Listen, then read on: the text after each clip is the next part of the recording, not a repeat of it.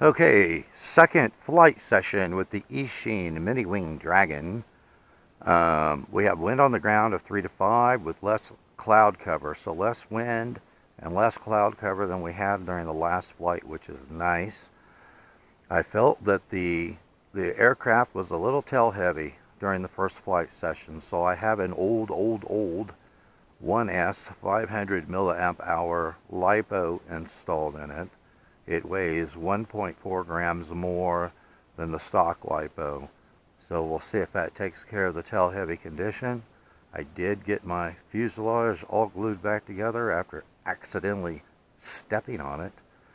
Alright, let me put this down for a second, start my timer. I got my timer set for 5 minutes. And I am taking off in beginner mode, high rate. Alright, let's get her launched.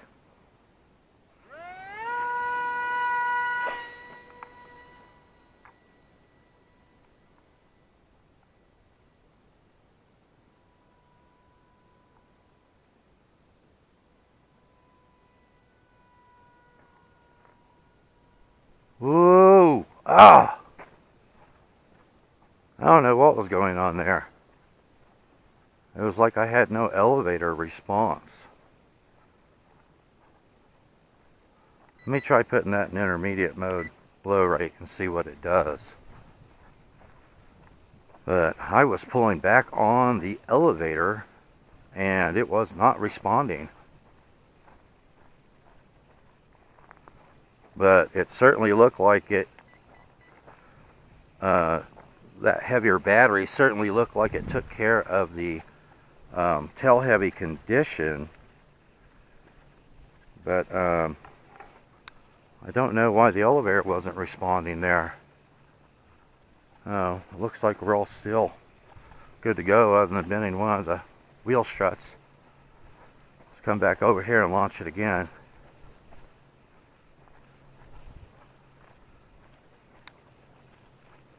I had a little down elevator trim in it, so I've taken that back out. Let me see if we're centered.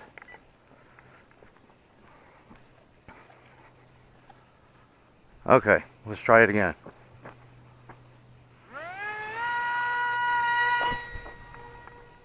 Oh, no elevator response. It's responding now, but it wasn't responding when I took off. And I've got it in low rate, intermediate mode. I don't know what's going on. Maybe I didn't give it a good enough chuck. Let's try it again.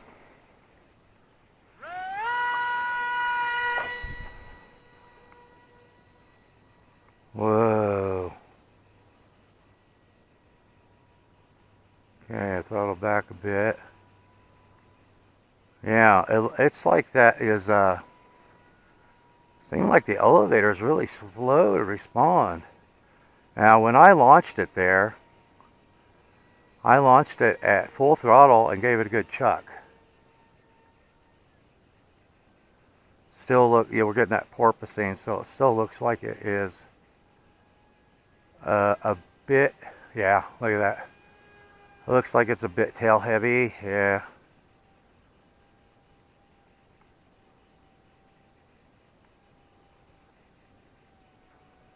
Yeah, I'm kind of chasing it.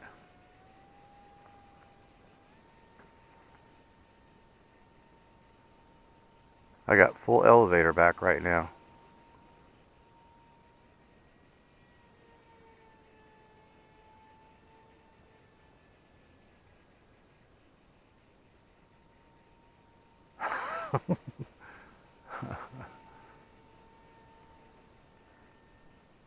Put in rudder. Alright, now let's throttle back and see what we have.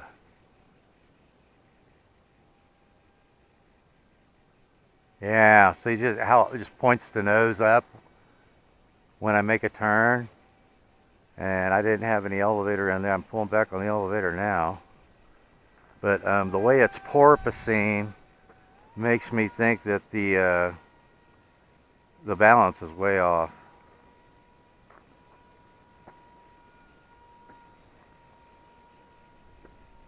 because I'm having to throttle up quite a bit there.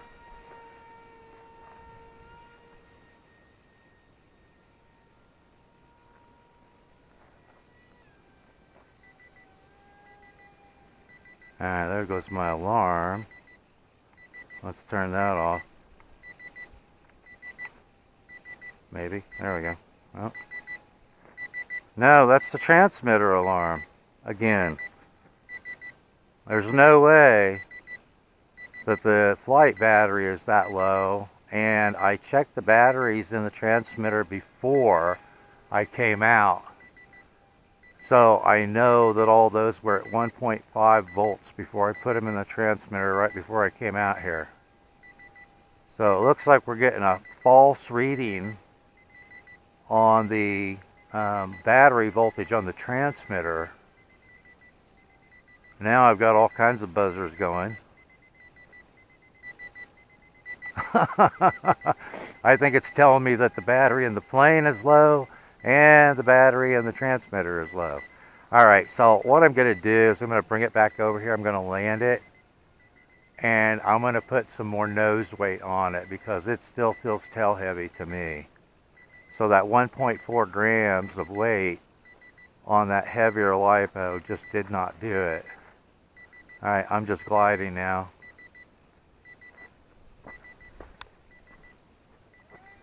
Go back around.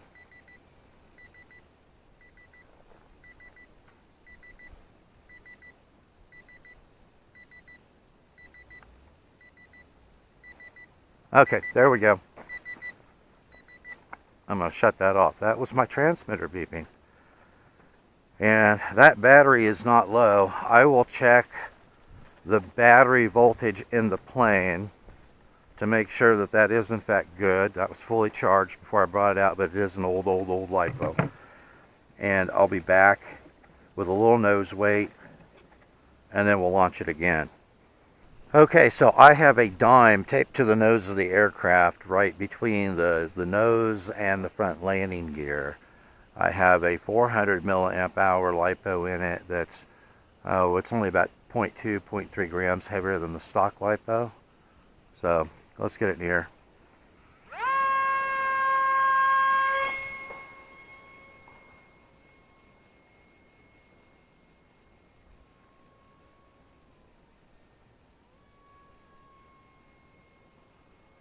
Oh man, I tell you, that balance is much, much better now. Yeah. Needed a little bit of nose weight.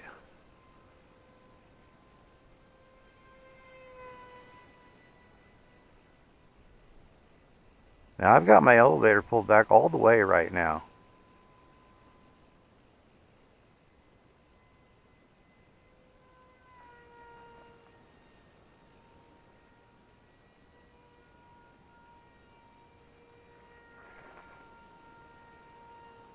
Alright. Yeah, that balance is much better. Must be hitting a little bit of wind up there. Here's what I think's going on. I think the elevator's moving on its own. That's what I think. I don't know if it's a gyro.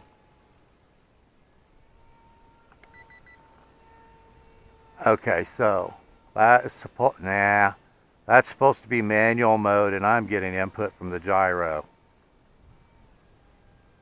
Yeah, there's no way. Alright, I've got it back in intermediate mode.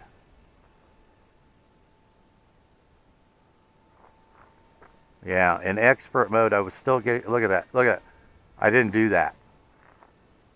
Okay, so there's something going on with the gyro, guys. It's still, right now it still acts like it's in manual mode, even though it's not. Let's put it back in beginner mode and high rate.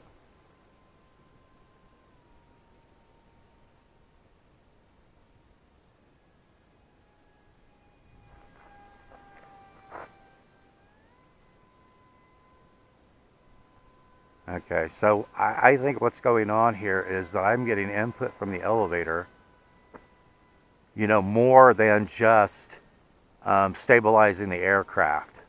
You know, I make a turn sometimes and it will abruptly nose up. And then sometimes it'll descend and I'll pull back on the elevator and I get no response. So, yeah, see that? No, I'm not doing that. I think there's something going on with the gyro on this.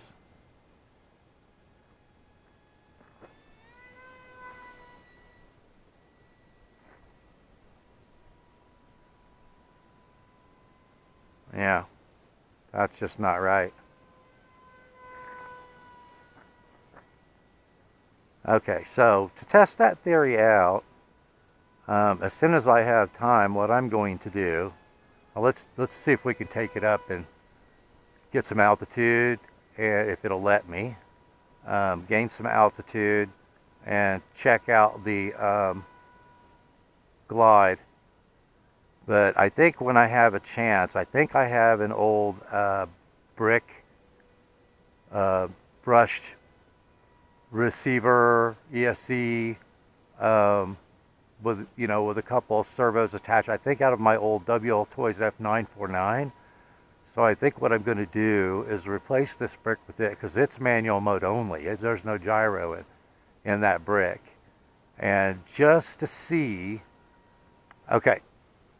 So my hand is off of the sticks, throttle's all the way down, and we're gliding. Man, that has an awesome glide. Look how shallow it is. I'm going to turn it. Still off the stick. Okay, now I'm going to apply some power. But it has an awesome glide. But I think this one that I have has got some gyro issues. See, now it's flying nice and level and straight like it should. But every once in a while, it will just all of a sudden actuate the elevator with no input from me. So that weight that I've got on there, that dime, on the location that I have it, I think, you know, when I don't have any gyro input, you know, where it's doing something weird, like right there, I started to turn it, just nosed up. And there it goes again. I'm not doing that. So there's something flaky going on with the gyro on this plane. But when the gyro is not doing anything, you know, when it's just doing stabilization and it's not inputting on its own, it stays nice and straight without that porpoising. So I can't remember what the weight of a dime is. I can't remember if it's 2 grams, 2.2 grams, something like that.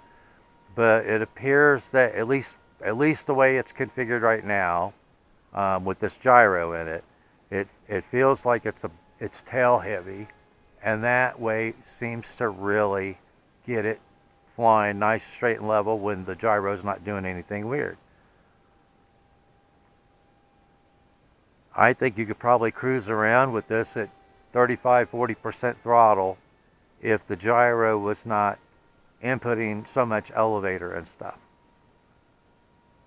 Like right now, it's being pretty well right there. It's nosing up again. When it's being nice and well behaved, and I got full down elevator right now. Look at it. I've got full down elevator, and it's still raising its nose. So yeah, there's something weird going on with the gyro, for sure. All right. So that's too bad. But it's a very nice airframe, has a lot of lift. So I am going to convert this to manual only. Get rid of this gyro, and then test the airframe, because I think this airframe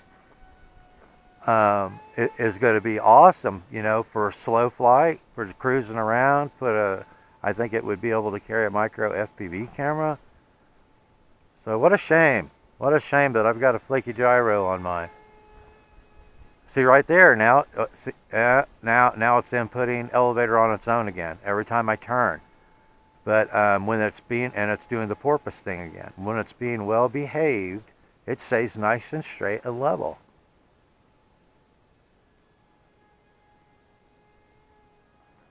Okay, see, I've got my hands off the sticks, and it's doing that porpoise thing. That is input.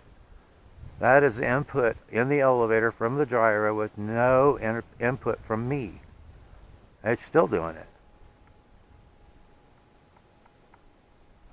I'm rocking the elevator. Look, I've got it all the way down, and it's still trying to climb. So yeah, there's definitely something going on. All right, let's make another circuit here and bring it in. I don't think there's any sense in, crashing it because the gyro wants to do one thing, I want to do something else, and the gyro overrides my inputs. So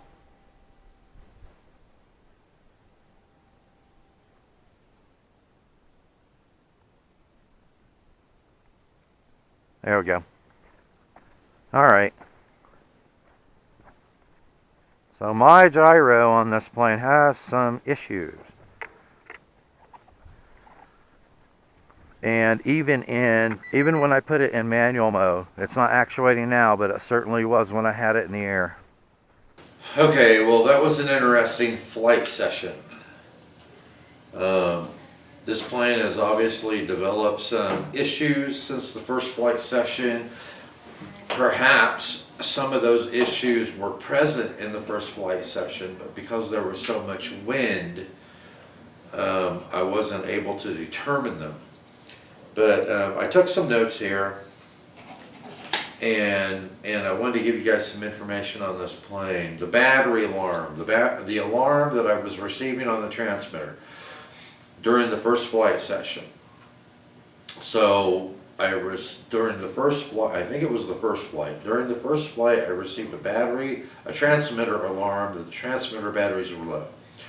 So I had an extra set of 4 AA batteries with me. I always, take an extra set out in the field just in case. So after I landed, I opened up the transmitter, I switched out the batteries, put it in the air the second time, and that seemed to take care of that issue. I didn't have another alarm from the transmitter telling me that the transmitter batteries were low. Today, when I was out flying it, and hopefully you guys were able to hear it on camera, first I got an alarm from the transmitter batteries were low. And then I got another alarm on the transmitter that the flight battery was low. So it was like dee, it was a constant.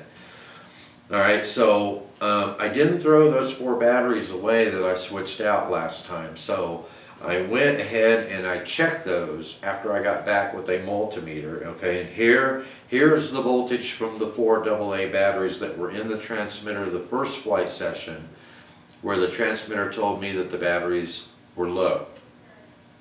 3 of the batteries had voltages of 1.42 volts. 1 of the batteries had a voltage of 1.34 volts. So adding all those up together gives me 5.6 volts. So why would the transmitter alarm be going off when the 4 batteries had 5.6 volts?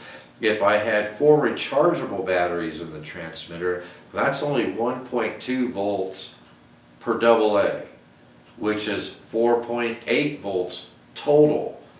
So I would expect that the transmitter would not give me an alarm for the transmitter batteries being low until they went below 1.2 volts per AA. So I think that's obviously a false alarm. Going from 6 volts to 5.6 volts on the 4 batteries, and I'm getting an alarm that my batteries are low. I don't think so. Okay, the gyro is overriding my input on the plane. When I was flying around today, sometimes it would be well behaved, it would fly nice and straight and level, and then I would make a turn and all of a sudden the nose would just kick up, and I was not putting any input into the elevator. Sometimes I would be flying along straight and level, and all of a sudden it would nose up. Sometimes I would be flying along straight and level, and all of a sudden it would nose down.